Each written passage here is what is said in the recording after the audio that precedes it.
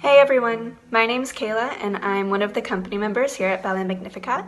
And today a few of us are going to be showing you some of the tricks we use to prep our pointe shoes.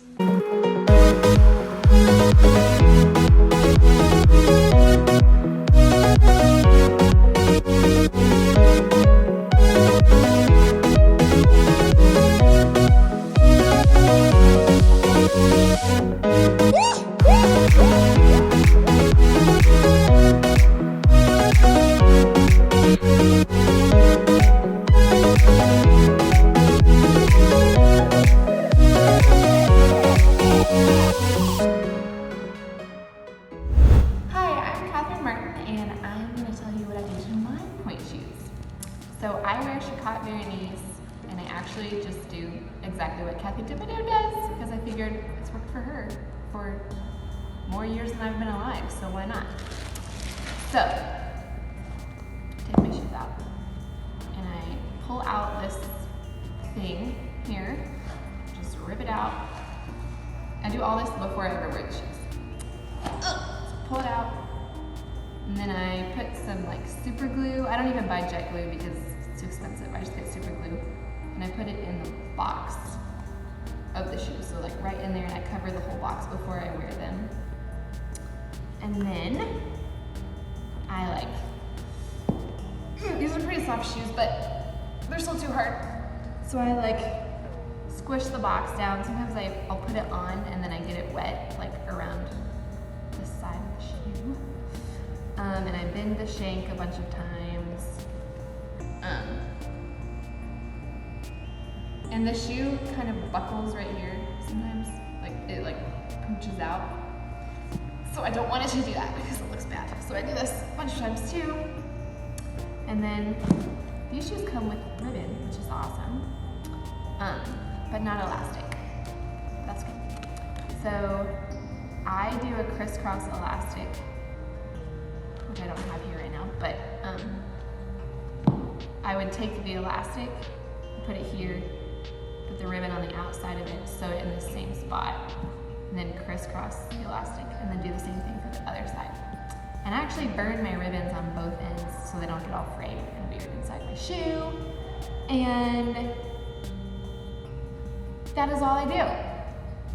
Hi, I'm Lillian, and today I'm going to show you my pointe shoe preparing routine. So these are my shoes. I wear Grishko 2007 Pro. The first thing I do for my pointe shoes is glue them. I know some of the dancers, you might have heard of jet glue. I also like to use super glue, and it's just cheaper. I have a pair of my shoes I'm currently wearing here.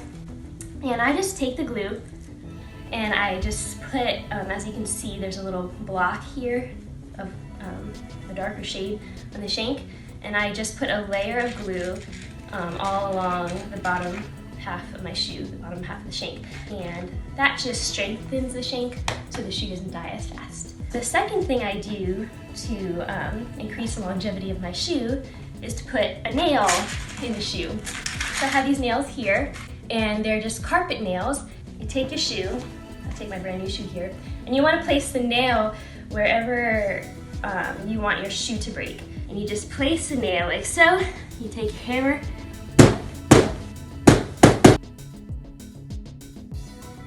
The third thing I do with my shoe is to darn the tips of the shoe, and I use a roll such as this. It's kind of like string, or it's more like craft yarn, really thin weight craft yarn. And essentially I just loop it around several times on top of the shoe, and then with the needle I go ahead and tack down all around what I have looped, so it builds kind of a platform. The last thing I do with my pointe shoes is to color them. If you're wearing pink tights, we usually use calamine lotion, and it helps the shoe to blend into the color of your tights, making the line of your leg more seamless. So if you do pink tights, we use calamine, and if you do skin color pan tights, we use this makeup foundation. But that's pretty much all the things I do to prepare my pointe shoes. So one of the things that I like to do with my pointe shoes before I start wearing them is to darn the edge of the box. I went ahead and started this one just so you can see what it looks like. So it's just tiny little stitches all around the edge. And I just do this to put an extra layer of protection between the floor and the satin of my shoe, just in those areas where it tends to wear down a little more quickly.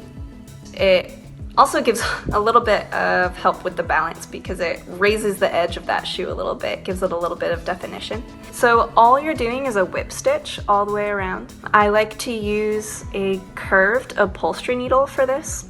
The curve just kind of helps with the angle. So all you're doing is tiny little stitches. You want to try and get the needle as close to your previous stitch as possible. You just do that all the way around the box of the shoe. And your fingers are going to be sore by the end of it. In my opinion, it's worth it. And it's a really simple process, it just takes a while. So, hope it helps. Thanks for watching, guys. I hope these tips have been helpful for you. Make sure you subscribe to our channel for more helpful hints and fun videos.